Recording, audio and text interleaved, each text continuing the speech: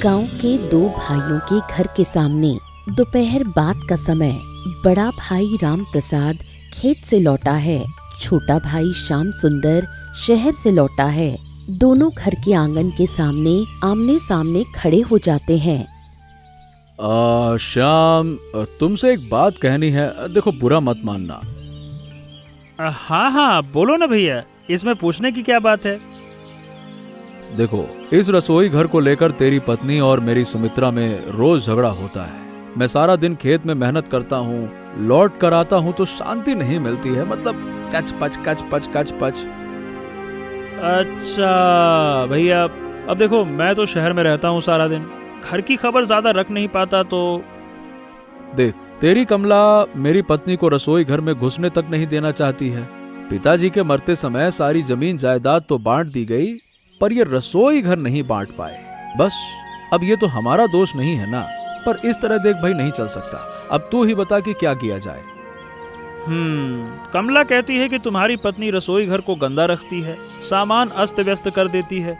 अब तुम तो जानते हो कि मैं अलग रसोई घर नहीं बना सकता, मेरी हैसियत है। पर पिताजी ने कहा था कि रसोई घर दो भाइयों के मिलन की जगह है, इसे मत तोड़ना। देख, पिताजी की बात का मान रखना चाहता हूं मैं, इसीलिए तो मैं भी कुछ नहीं कर पा रहा। तुम बल्कि सुमित्रा भाभी को समझाओ ना कि कमला के साथ समय बिताएं, अच्छे से बात करें, या फिर न हो तो समय बांट लें। सुबह एक जन, दोपहर के बाद एक जन। समय निर्धारित करके इस्तेमाल करेंगी तो झगड़ा कम होगा। और भैया देखो, मैं तुमसे एक बात कहूँ, हमारे बीच कोई दूरी आने मत देना। अब ये भाभियों के चक्कर में हमारे बीच में खटपट नहीं होना चाहिए। तेरी बात भी ठीक है श्याम, पैसे टके का फर्क है, पर हम तो हैं एक माँ के ही बेटे। पर देख, इस तरह अब और नहीं रह पाएंगे हम। मुझे तो नहीं लगता कि भाई देख ज्यादा दिन चलेगा।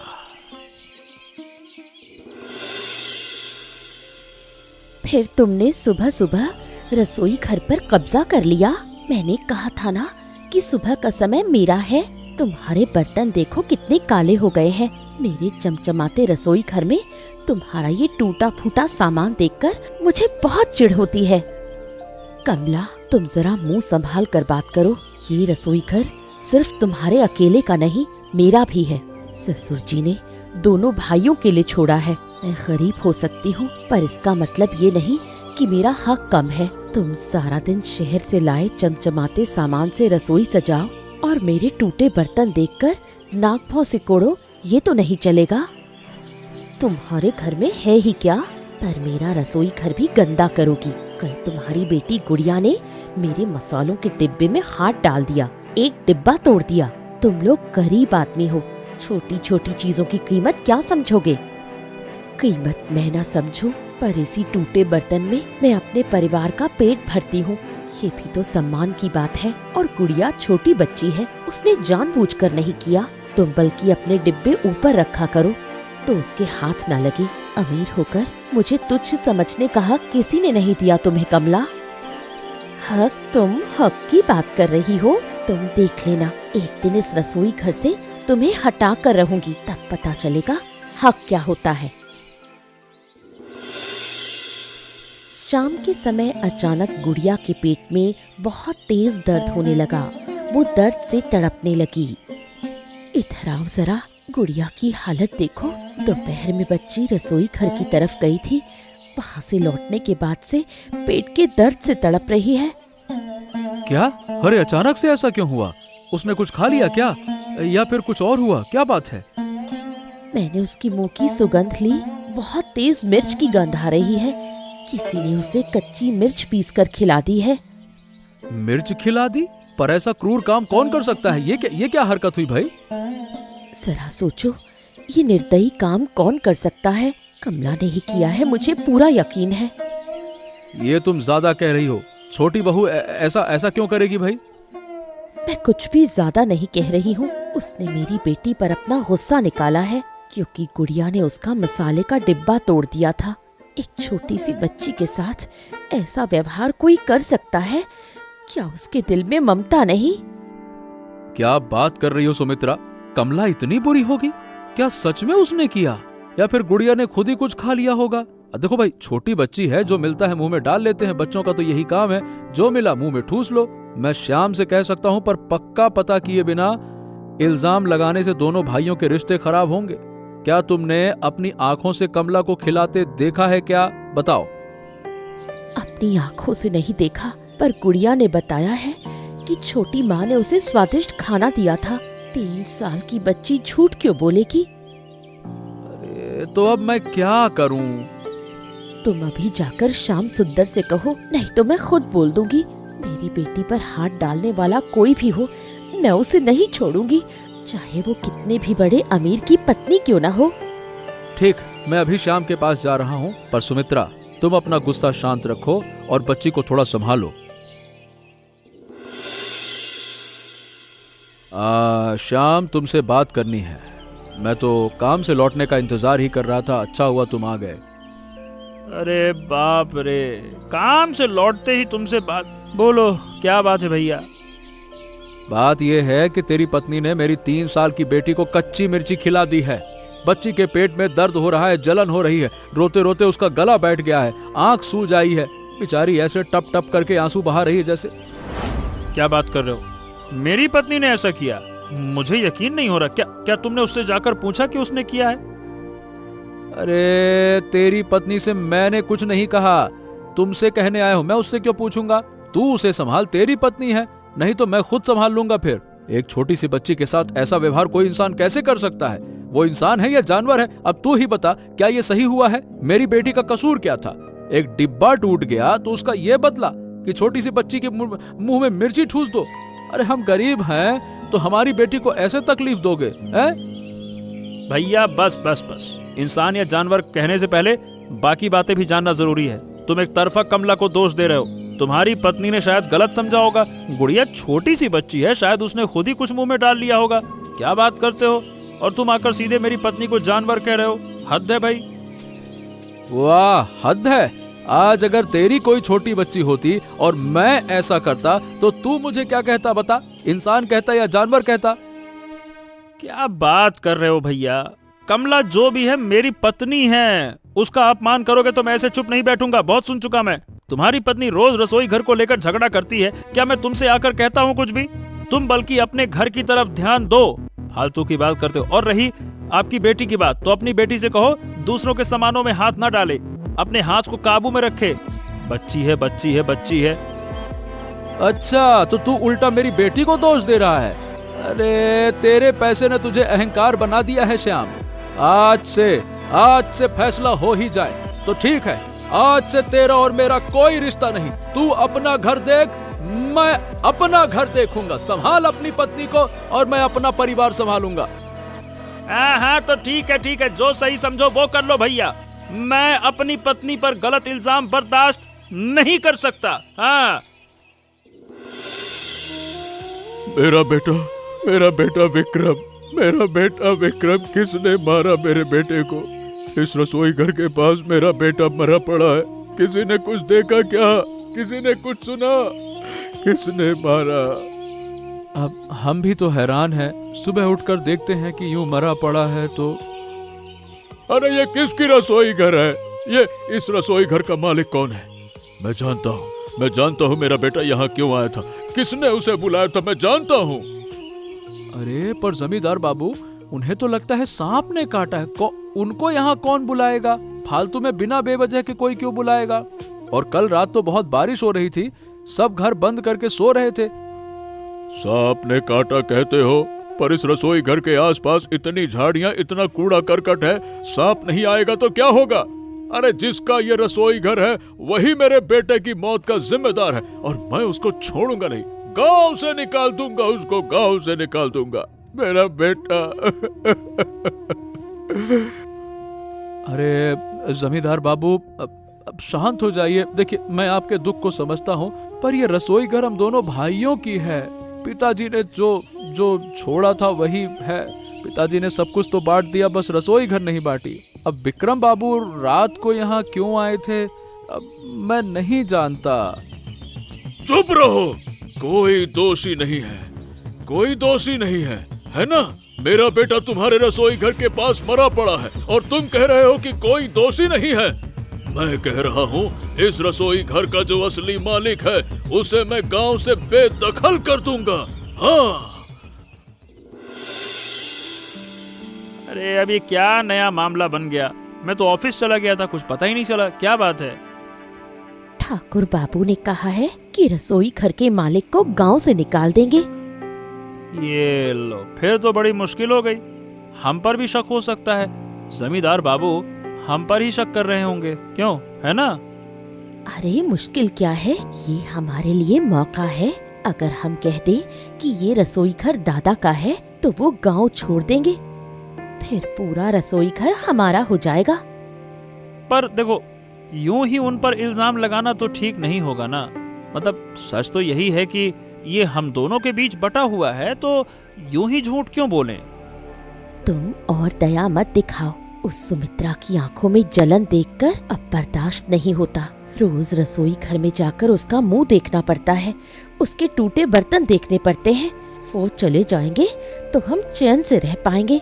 तुम बस मेरे साथ रहो, बाकी मैं संभाल लूंगी। अरे तुम समझ नहीं रही हो कमला, भैया की छोटी बच्ची है, वो कहाँ जाएंगे? ऊपर से बरसात का मौसम चल रहा है, ऐसे में उन्हें घर से निकाल देंगे तो कहाँ रहेंगे वो? नहीं नहीं नहीं, मैं इसका समर्थन नहीं कर सकता। कमला, क्या बात करती हो तुम? छोटी बच्ची के साथ ऐसा क्यों करेंगे? तुम हमेशा उनका पक्ष लेते हो। अच्छा बताओ, उस दिन तुम्हारे भैया ने आकर मुझे जानवर कहा था, तब तुम्हें दया नहीं आई? मैं तुम्हारी पत्नी हूँ, मेरा सम्मान तुम नहीं रखोगे तो कौन रखेगा? देखो, झगड़ा करना अलग बात है और ये इंसान की जिंदगी से खेलना है। नहीं नहीं नहीं, मैं कुछ नहीं कर सकता। मुझे बहुत बुरा लग रहा है भाई, क्या बात कर रही हो? तुम कुछ मत करो, मैं खुद कर लूंगी। ठाकुरदास बाबू से मैं कह दूंगी कि सुमित्रा ने ही विक्रम को रसोई घर में खाना खाने के लिए बुलाया था। मुझे रोकने की कोशिश मत करना। तुम्हारे भैया ने मेरा अपमान किया है, उसे सजा मिलनी चाहिए। कमला, तुम ऐसा मत करो, ये मुसीबत खड़ी कर देगा। मुसीबत उनकी होगी, हमारी नहीं।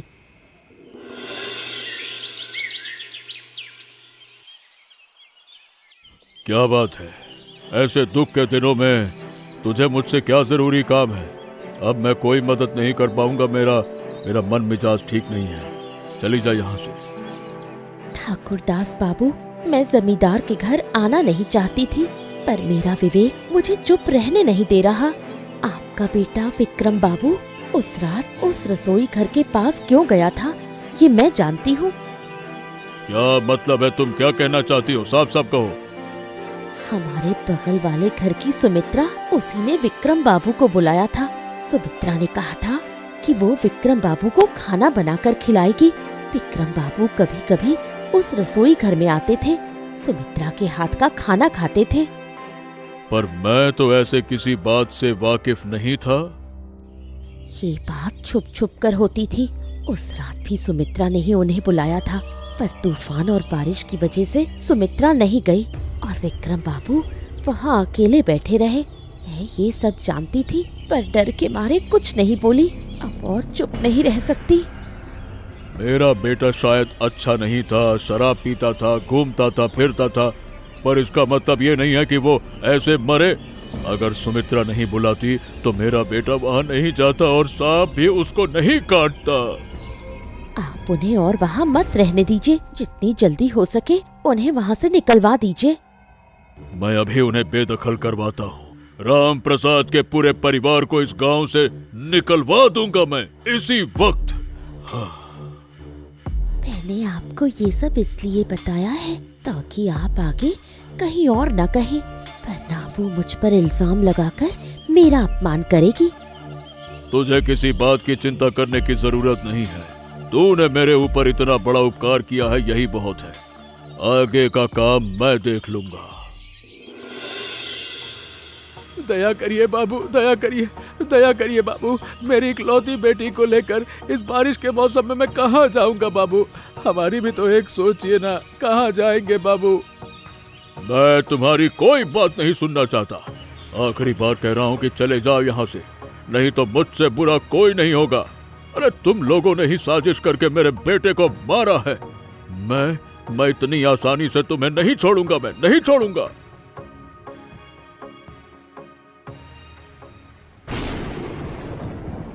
कहाँ जाएंगे हम? इस बरसात में, इस तूफान में छोटी बच्ची को लेकर कहाँ जाएंगे बताओ? मैंने विक्रम बाबू को नहीं बुलाया था, मैं सच कह रही हूँ। ठाकुरदास बाबू से ये झूठ किसने कहा? सुमित्रा, मैं जानता हूँ कि तुम बेकसूर हो, मैं तुम्हें जानता हूँ तुम ऐसा नहीं कर सकती, पर बाबू से ये उल्टा सीधा किसने कह दिया, समझ नहीं आता। कमला ने ही किया है, मुझे यकीन है। उसी ने मुझे फंसाया है। मुझे इस घर से हटाने के लिए वो कुछ भी कर सकती है। पर आपका भाई, क्या वो भी चुपचाप देख रहा है? क्या वो भी जानता है तुम्हारा अपना भाई भी तुम्हें बचाने नहीं आया? अब ये बहस करने का समय नहीं है, पहले गुड़िया को कहीं सुरक्षित जगह पहुंचाना होगा।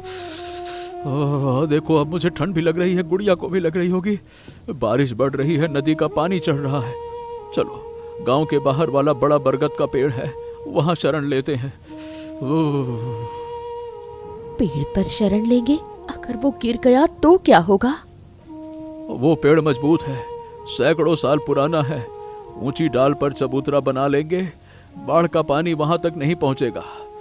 मैंने पहले ही देखा है, बाढ़ के समय गांव के लोग उसी पेड़ पर शरण लेते थे। चलो चलो चलो चलो, आ जाओ, देर मत करो, चलो चलो चलो, आ जाओ जाओ। चलो, ऊपर वाला सब देख रहा है, एक दिन सच जरूर सामने आएगा। ऊपर वाला सब ठीक कर देगा।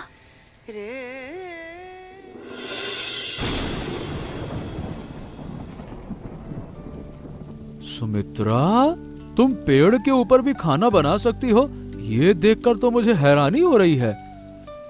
ज्यादा खुश होने का समय नहीं है अब। बाढ़ का पानी बढ़ रहा है, कल से आज और ऊपर चढ़ गया है। गांव की तरफ देखो, कितने घर डूब गए। गजब! अरे नीचे सब पानी पानी है, चारों तरफ पानी है। गुड़िया सो गई है, उसका बुखार थोड़ा कम हुआ लगता है। वैसे तुमने जो जड़ी बूटी दी थी उससे असर हुआ लगता है। तुम जैसी पत्नी पाकर सही में मैं धन्य हूँ सुमित्रा, सच कहता हूँ। पर इधर जो हालात हैं, श्याम सुंदर का घर भी तो नीची जगह पर है, उनका क्या होगा? कमला ने मेरे साथ बुरा किया, पर मैं उसका बुरा नहीं चाहती। वो भी तो इंसान है। और गुड़िया के छोटे काका तुम्हारे भाई हैं, तुम्हें भी तो उनकी चिंता हो रही है ना? अब चिंता तो हो ही रही है, भले ही सब कुछ हो, श्याम मेरा भाई है, खून का रिश्ता है मेरे साथ। कमला ने जो किया उसमें श्याम का तो दोष नहीं था, वो रोकना चाहता था मैं जानता हूँ, पर कमला के जिद के आगे हार गया होगा वो। इंसान का अहंकार और झूठ एक दिन उसे कहाँ ले जाता है, शायद वो नहीं समझ रही। अच्छा सुमित्रा, चावल का चना थोड़ा कम पड़ रहा है, और कितने दिन चलेगा पता नहीं, तो थोड़ा बचा कर खाना बनाना। कुछ दिन इसी पेड़ पर गुजारना होगा। ऊपर वाला ही सहारा है, उसने जब ये पेड़ दिया है शरण के लिए, तो बाकी भी देगा।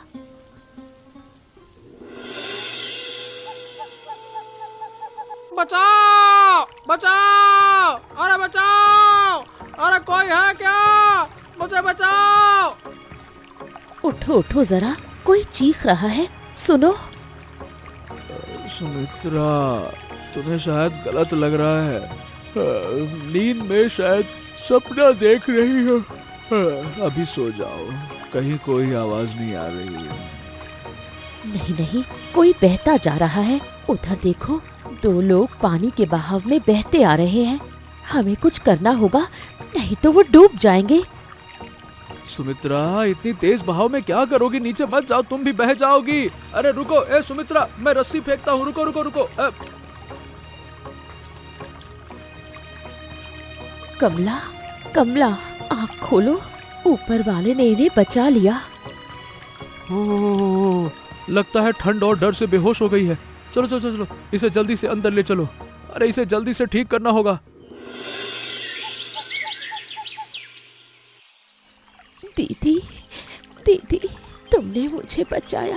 मैंने तुम्हारे साथ इतना बुरा किया, तुम्हें घर से निकलवा दिया, तुम्हारे खिलाफ झूठ बोला, और तुमने मुझे बचाया।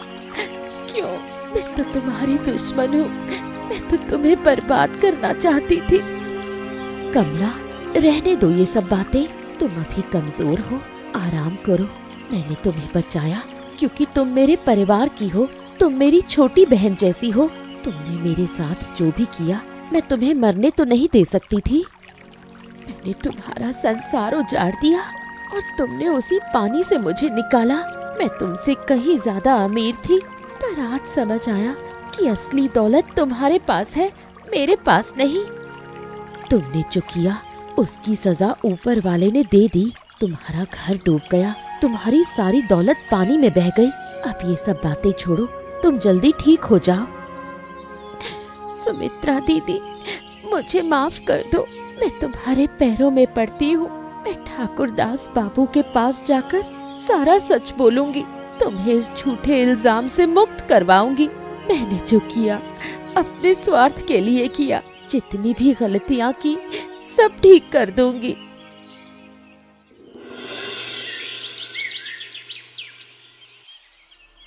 ठाकुर दास बाबू, मैं आज आपके पास सच बोलने आई हूँ।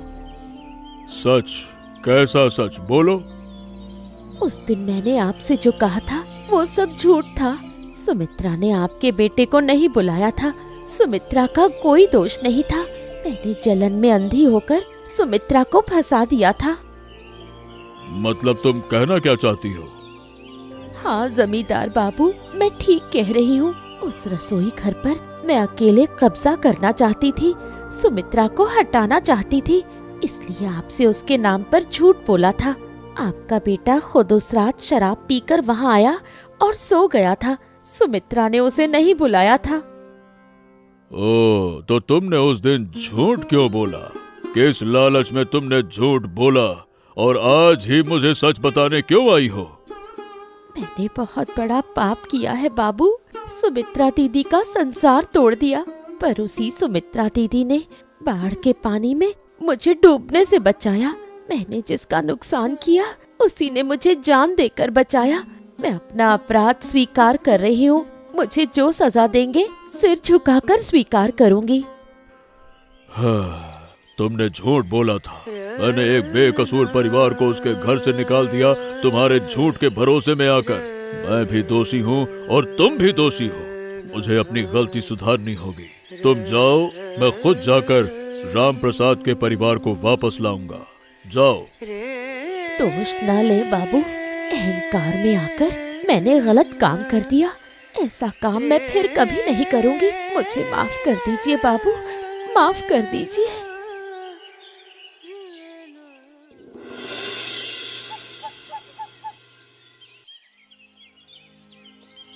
जमींदार बाबू, हमने क्या गुनाह किया हम नहीं जानते, पर आपने जैसा कहा था हम गांव में फिर कभी दाखिल नहीं हुए। हम अपनी तरह से रह रहे हैं।